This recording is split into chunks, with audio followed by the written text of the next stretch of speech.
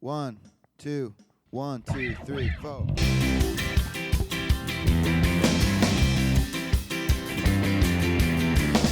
Hi, everybody. It's Sam Jacobs. Welcome to the Sales Hacker Podcast. Today on the show, we've got a pretty impressive person, Eddie Baez. He's the co-founder of a recruiting agency and SDR training program for underrepresented groups and for minorities, primarily in New York City, called Career Pipe.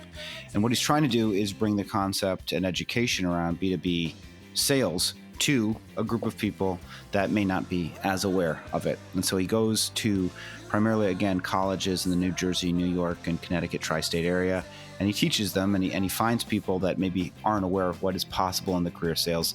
He puts them through a 6-week training program, and then hopefully places them into companies that are looking to hire. Meanwhile, he's got a day job, which is a senior business development consultant at IBISWorld, where he's selling market research. So this is a person that's working pretty much 24 hours a day. He even gives you his cell phone at the end of the episode, and he wants people to call as the means of reaching out as opposed to email. So it's pretty cool. Really like talking to him. Before we get there, we want to thank our sponsor. This episode is sponsored by Outreach, the #1 sales engagement platform. Outreach revolutionizes customer engagement by moving away from siloed conversations to a streamlined and customer-centric journey. Leveraging the next generation of artificial intelligence, the platform allows sales reps to deliver consistent, relevant, and responsible communication for each prospect every time, enabling personalization at scale previously unthinkable. Meanwhile, some of the concepts we talk about with Eddie are we try to embrace when it comes to Revenue Collective. So if you are a person of color, if you're Black, Indigenous, or person of color, if you're a BIPOC, identify as such, we've got Revenue Collective of Color. It's a community specifically designed for you as part of the broader Revenue Collective. We have events, we program events, we do all kinds of different interesting things.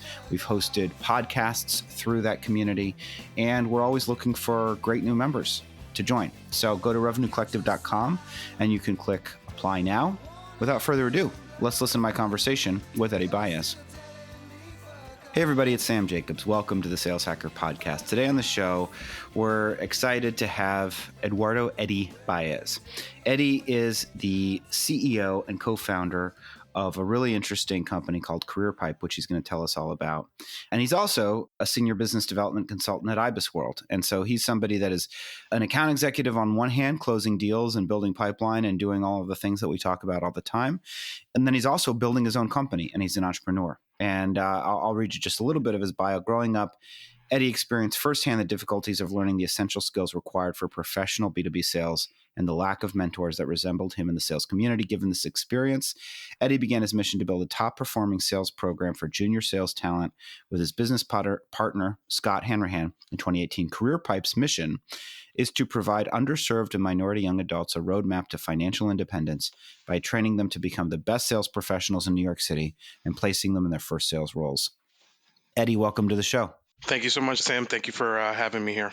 We're excited to have you. So we start, I gave a little bit about your background, but you're doing 2 jobs right now, so it'll be really interesting. We want to start with your baseball card. So I mentioned a little bit about Career Pipe, but you, in your words, as the CEO and co-founder of Career Pipe, tell us what it is that Career Pipe does. Yep. So this was a passion project of mine and Scott's. We met at Enterprise Sales Forum a couple of years back. We both decided that there was definitely something lacking in the sales community, and that was just a broader mix of backgrounds. And we wanted to figure out how to best create a more inclusive environment with more diverse folks to add their perspective to the game. And in conversations, we basically figured out, hey, why don't we just, grassroots it here in New York? And shortly after, we just started, kind of putting in the work. And suddenly I had a 9 to 5 and a 6 to 10. And the passion project has been probably one of the most rewarding things that I've personally worked on. We're helping students here in New York, super local, to find their first sales jobs. And we're training them to be the top sales talent in overarching goal of helping them create financial independence through these careers. That's fantastic. And these are college students, college grads, high school students. What age demographic are you targeting?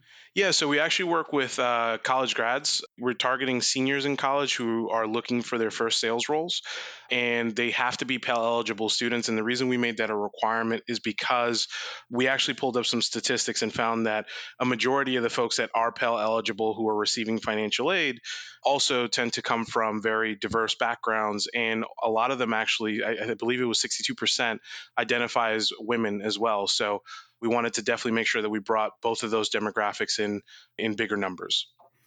That's awesome.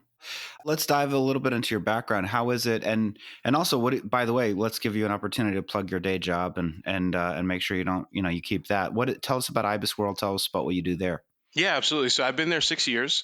I was the top performing rep 3 years in a row. I was a client relationship manager of the year, was the award that I was designated, and recently have moved into a fully hunter role. Prior to that, it was very hybrid. And in the time there, I've been selling industry research, which is basically seat-based licenses to a platform of market research. I've been met with a lot of success. I'm very humbled and very grateful to have been working there. And at this point, I play somewhat of a player coach role where I definitely am still an individual contributor, still responsible for quotas, but I also simultaneously help with ongoing professional development and training, which is probably second to career pipe, the thing I'm most excited about always. That's awesome. So Eddie, tell us, what's the origin story? Where are you from? How did Career Pipe become a reality for you? Walk us through, how you got going in sales from maybe as early as you care to let us know, and just help us understand some of the motivations and the background that led you here. Yep, absolutely. So I am from the Boogie Down Bronx, super proud of it. And I went to a middle school and high school called Frederick Douglass Academy. While I was there, our now principal, was basically responsible for the Scholar Ambassador program, which he handpicked me for. Saw my interaction with parents. We were basically tasked with helping bring more parents and students into the school. And after a couple conversations, he was like, "Man, you definitely have the gift of gab. Have you ever thought about like a career in sales?" And immediately, and I tell everybody this, like I think Macy's or I think retail. And I was like, "What do you mean, like retail?" And he was like, "No, there is a whole another world of business to business sales, and the whole economy runs on sales." So he was like, "Just consider it." Fast forward, met my now fiance at Manhattan College, and that really stuck and resonated with me. So right after college, I wanted to take a break, and my fiance was like, "Absolutely not! If you want to be my boyfriend, you should start thinking about a job." So Fair enough. what greater motivator, right? Yeah, exactly. Uh, Get your ass out of here and get a job. yeah. So I did just that, and my first role was at NCR. She had actually interned there at one point, and I was like, you know what, let me give it a shot. It was hospitality, selling POS terminals to restaurants, and I did both outside door-to-door sales and I did inside sales. And of the two, fell in love with inside sales. Awesome. What did you fall in love with about it? First of all, I know we're not in person, but the 70 blocks a day, the 100 blocks a day, going door to door and getting all that rejection in person is a whole different beast to getting it on the phone. I like to tell people, when you're on the phone, at least you have the idea and the notion that you could just hang up the phone. They go their separate way, you go your own, and that's that. But with in person, the rejection is pretty instant, pretty real, and in your face. So that's pretty much the biggest one. Yeah, it's also less efficient. You have like 20 minutes before you get to your next meeting to absorb all that rejection. I was in the best shape of my life, I'll tell you that much. Not now during COVID. What kind of shape are you in now? Oh no, I definitely put on the COVID-19. I definitely did, and I actually had to get a trainer. It worked out at first, and he moved, so here we are again. But I'm trying. So after NCR, is that when you went to IBISWorld? Yeah, so shortly after 2.5 years in, decided to make a career transition, and that's when I really first started loving sales. And IBISWorld, on paper, I remember going through the interview process, and I was like, I don't know if this is it for me. Selling research and economics, like it felt like school all over again. And it's funny. I tell a lot of folks that, like, if you're in the interview process, don't judge a book by its cover, because I fell in love with the place. And I've been here 6 years, and it was probably the first organization that I really that really taught me how to sell outside of NCR. That they have a great sales training program, but they really took a customized approach to my learning, and that's what I love most about joining the team. How hard was it for you when you were thinking about getting Career Pipe off the ground? How are you juggling the 9 to 5 and the 6 to 10? And what were the steps that you took at the beginning to actually get Career Pipe off the ground?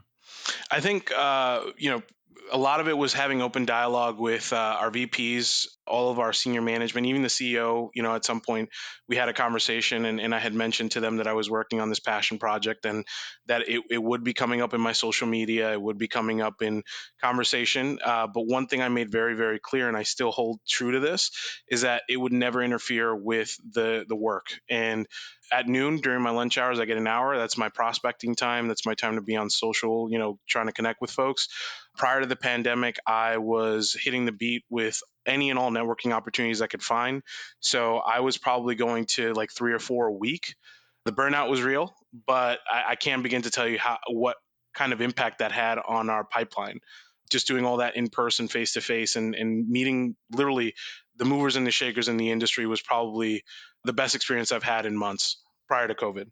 So tell me, let's dive into Career Pipe a little bit. So what's the model? And I'm most curious about two things, but the first thing I'll start with, besides the business model, which is, how do you find the students? How do you source the candidates that are going to be interested in going through your training program? Yeah, absolutely. So we were doing that in person. I went to quite a few events where there were college recruitment agents and folks working in the career development office for the campuses here in the city. We're only local, so we're only focused on community colleges and universities in the New York area. So we were looking for job fairs. We were looking anywhere where career development would be. And then we'd basically broker introductions, and it would go from there. We also tried Handshake at one point, which is like a college database for roles. That didn't prove too favorable. And outside of that, we've been going on social, through LinkedIn, basically going to alumni networks and basically like job chat boards and things like that, where the students are looking. And we've delegated a lot of that to some of the advisors on the board. So that we've been doing that. So what's the reception been? And, you mentioned that when you were coming out of undergrad, the concept of B2B sales was entirely new. Is that the same level of education that you're finding as you're talking to some of these students? Is this a brand new world for them, or at least, and what's their level of interest and understanding? Is it the same reaction where they're assuming sales means, working at Macy's as opposed to, selling multi-million-dollar software licenses? Yeah, we had a mixed bag. I mean, I think a lot of people still didn't think of sales as a noble profession, and that was, kind of as a secondary theme that we wanted to tackle. We wanted to just reshape the image of sales at a, as soon and as early in their career as humanly possible. So part of those info sessions that we were hosting at Baruch, at New Jersey City University, we basically would sit there, and part of the segment was talking about like, what is sales and what is it today, and making sure that they knew the distinction between a retail salesperson and an enterprise account rep. So that was part of it, and definitely had some students who were completely turned off. Even though they made it to the info session, they were like, "Yeah, this isn't for me." And then, surprisingly, we actually had quite a few students who not only knew about enterprise sales, but had really done their homework. And I mean, Scott can probably speak to this too. They were shocking us with how much information they knew about the program and about, just the community as a whole. Wow. So let's say you've got these interested students. Is it that you've designed the training program with Scott, the two of you on your own? No, so actually, I have a mentor who I mean, he's probably been in my professional career since I started at IBISWorld, and probably the person I think of every time I think of sales training. I mean, the gentleman has over 40 years of sales training experience, and he helped us to develop and really codify a curriculum that focused on, since they're going into SDR roles, a lot of the prospecting fundamentals, basically take them through an entire sales cycle and pipeline and how to manage it. We broke it down, looked at the archetypes, and basically built an entire curriculum that took about 6 weeks to train them on. So it's a 6-week program. Give us some more details. Is it do they meet every day, once a week? Is it in the evening? Is it online learning? I'm So just personally very curious. yeah, of course. So we would actually meet on the weekends. So their Saturdays were dedicated to Career Pipe. It was a three to 3.5 hour session. A lot of it was exercise intensive. So we would basically teach the concepts and then immediately apply to get them work ready day one. We would go through a whole host of different mock scenarios. And after they've done the actual coursework and gone through me basically talking at them about sales for 3.5 hours, the last week we're focused very heavily on mock calls, right? We really wanted to make sure that they were prepared. And one of the things that differentiates us is the fact that we do a lot of the hands-on training and mock. calling, because we want to make sure that the workplace readiness begins even before they step foot into the interview. And then we also focus on LinkedIn and interview training and prep. So what have you learned about how people absorb information? What's been surprising or interesting to you now that you've been a teacher for some period of time? To me, the biggest thing was how eager and hungry they were. I mean, it reminded me a lot of when I started, and the kind of the lights going off of, like, I didn't even know this was a whole curriculum, and that there were techniques, right? Less than 5% of colleges and universities actually teach a formal sales program. All the eureka and aha moments were probably the most fun, but just hearing some of the questions from somebody who is not in this world, in the sales community, and just the fresh pair of eyes, I think, was to me the most interesting. That there were things like, negotiation tactics, or like certain prospecting techniques that they just couldn't conceptualize at first. And then that transition into like actually understanding that, to me, I think was the most interesting.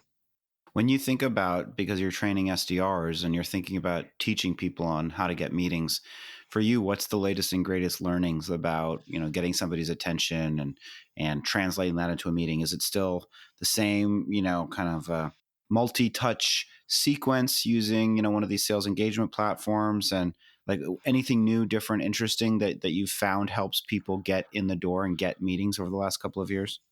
So I'm very old school in that regard, and I'm not shy to talk about it. I do implore social selling. I have cadences. I have all of that. In the world of COVID, what I have learned is that you need to increase numbers, and that's just a non-negotiable.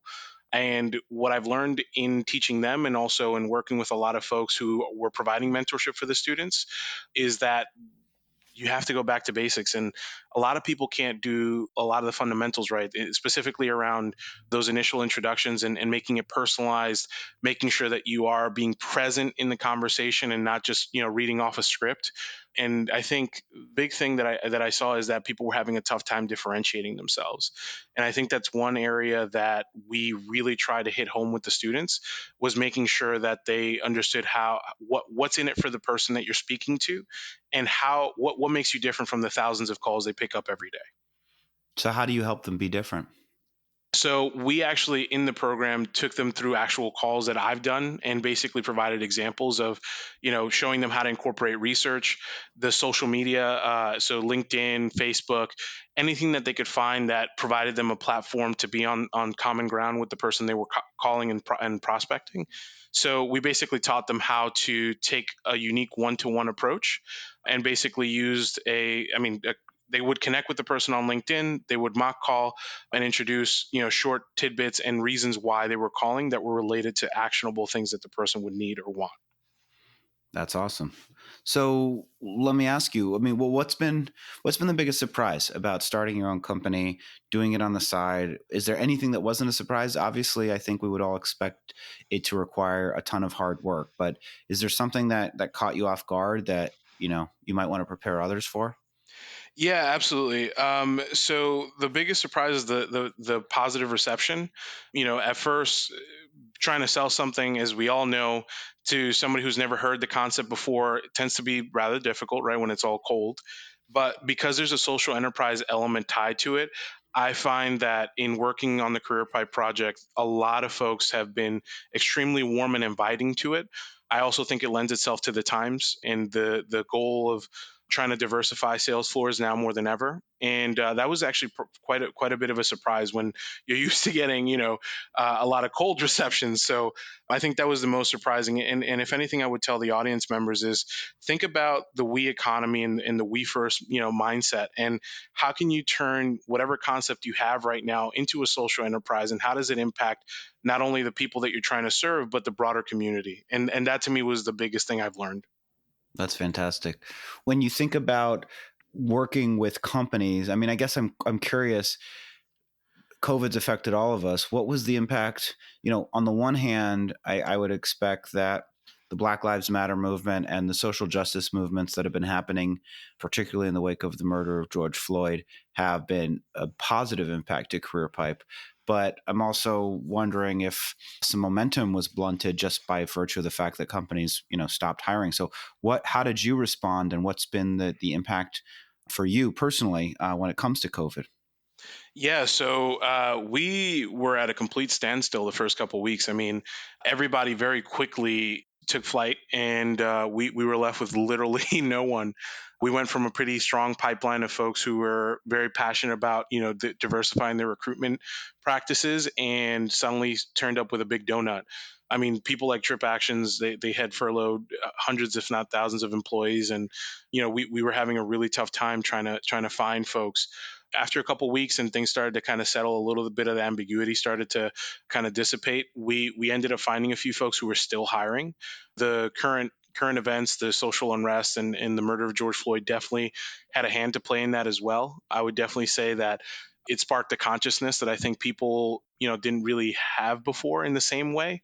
And I think it really put a spotlight on the need to diversify and the need to really kind of diversify not only the talent pool, but the ways that you're actually going about sourcing the talent. Do you think there's a little bit of a debate on why there isn't more diversity, not just within the world of sales, but within the broader professional ranks?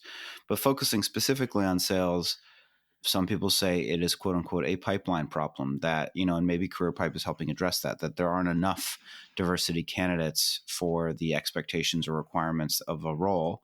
And others are saying, no, that's not true at all. It's just a matter of how you're recruiting, where you're recruiting, but that if you do it a bit more thoughtfully, pipeline isn't the issue. It's more about inclusivity and equity and making sure that not just people are interviewed for roles or that they get jobs, but that once they get those jobs, they feel included and valued within the workforce. What's your take on what we need to do to improve the representation of underrepresented groups, including BIPOC, including Black, Indigenous, and people of color, but also LGBTQ plus, et cetera? What's your perspective on how we change these efforts? I think it takes a community. I think that there's merit in everything you said, and I don't want to be polarizing here, but I think it's everyone's responsibility. And there's merit in the first part of what you said, where I definitely think that it's not entirely lacking the pipeline, but I can totally see how there is a pipeline issue, mainly because, again, very few institutions actually teach a formal sales curriculum, and it's also cultural, right? So when I was growing up, like you mentioned before in my bio, I really didn't have many folks that I could look upon, friends, family, that did enterprise sales or had any kind of formal sales training. And for me, it was, I mean, I was literally going into it in the dark. Whereas I see a lot of, a lot of folks that I work with now who, uncles, cousins, there's always somebody in the family who's done some sort of sales professionally, and so we're trying to address that by actually changing the narrative and providing a curriculum that is an extension of what they're getting taught in schools. So we don't charge the students, we don't charge the institutions at all. The way that we monetize is actually a recruitment model wherein we actually work with corporates to place, and there would be a placement fee, right? So that's part of it, is creating less barriers to entry for students and institutions to partner with us and really provide a pathway for students to learn about sales in a safe and cost-effective environment, right? It's zero entry, zero fee to entry.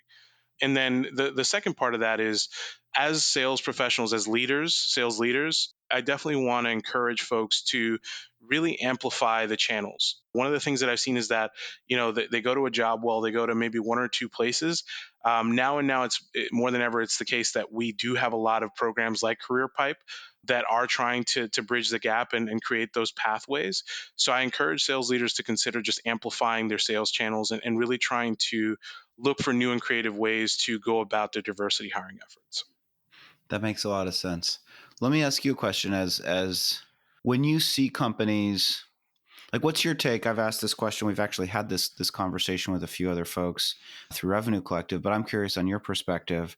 There's a little bit of a debate sometimes about this concept of like performative allyship, or you might call it virtue signaling, where companies are, changing their Instagram pictures or they're changing their logo. And maybe some people feel like it's sort of, it's a fad. It's kind of like it's inauthentic because it's of the moment, and maybe there'll be a different movement or a different cause or something else the next day. What's your take on companies that are trying to publicly project the fact that they seek to be allies with people of color, and whether or not you feel like it's truly authentic or sincere? I think it's a mixed response, because I know for a fact that there are quite a few companies that are sincere, where even prior to the events over the last few weeks have actually incorporated that into their sales culture and into their culture company wide. So I definitely think that there's definitely some sincerity for some folks. Others were just kind of really wanting to capitalize on the social unrest and the civic mindedness that has springboarded a lot of these companies into the conversation.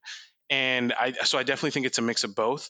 So at IBISWorld, I basically raised my hand. I asked, like, what are we doing to address George Floyd? And we hadn't traditionally done like an ERG or something similar of the type. And we had some pretty open, candid conversations about that. And full circle, we actually created an ERG and actually started weaving that into the company culture, and have even looked at HR hiring practices, and it's completely transformed the conversation around diversity hiring and created a lot more transparency.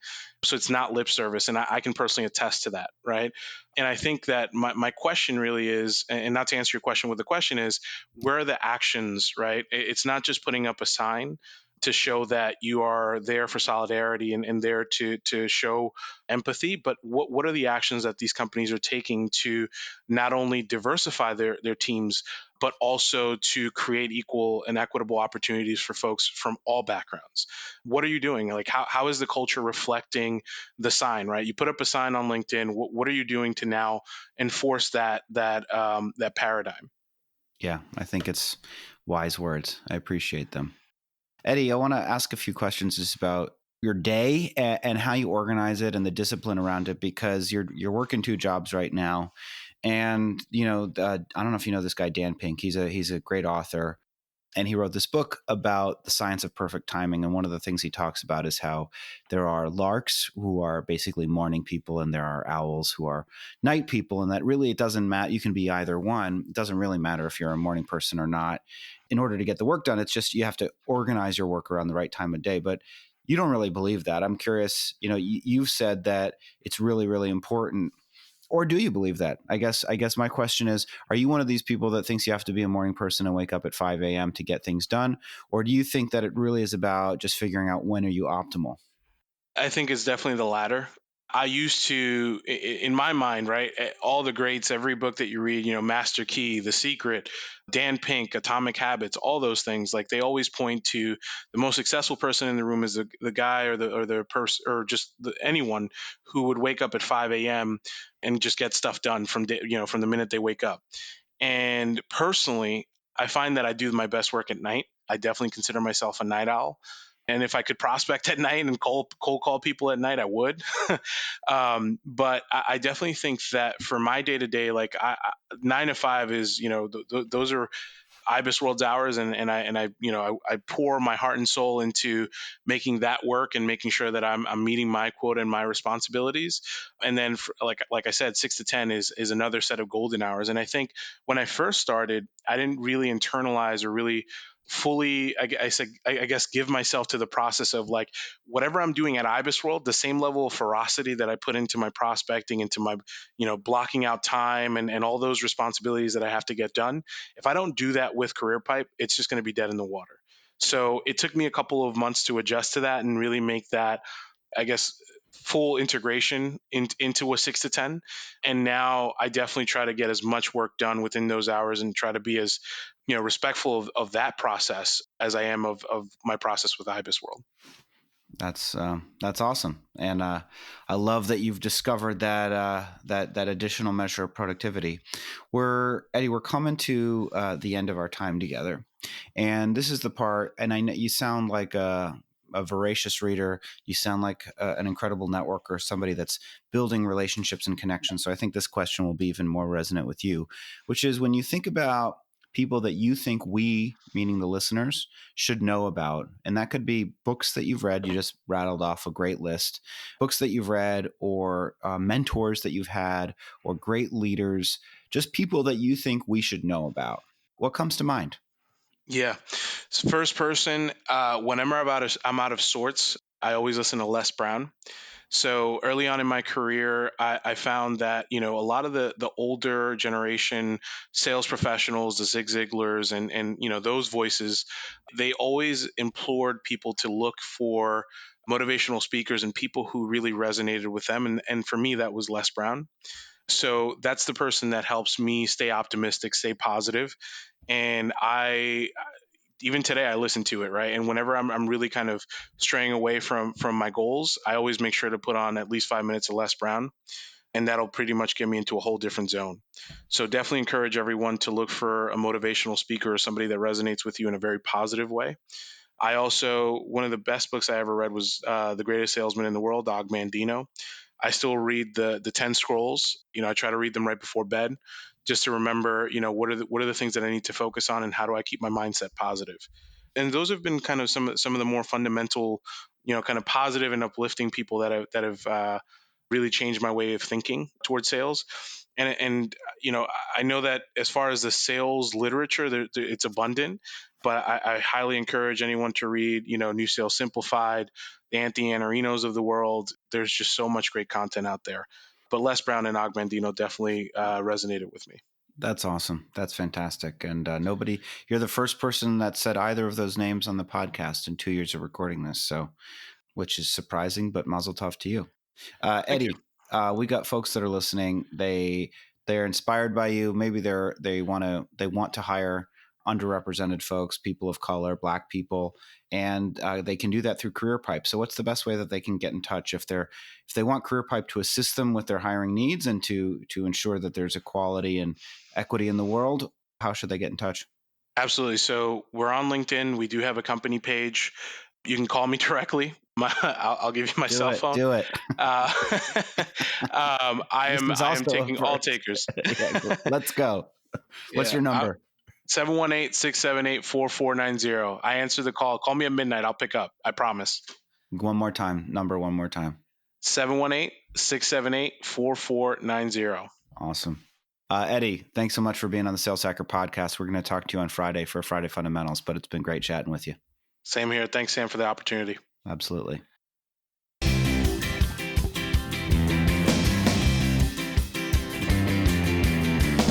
Hey everybody, Sam Jacobs, Sam's Corner. Really enjoyed that conversation with Eddie. Just a person, avid, a voracious consumer of sales content. I was not personally familiar with Og Mandino, but this 10 scrolls concept is something I'm definitely going to check out, and I'm going to listen to more motivational talks from Les Brown because I wasn't aware of him either. So I personally learned a lot from that conversation. I think that the work that Eddie is doing, focusing specifically on New York, is really important and interesting. I know that we at Revenue Collective are huge supporters of it.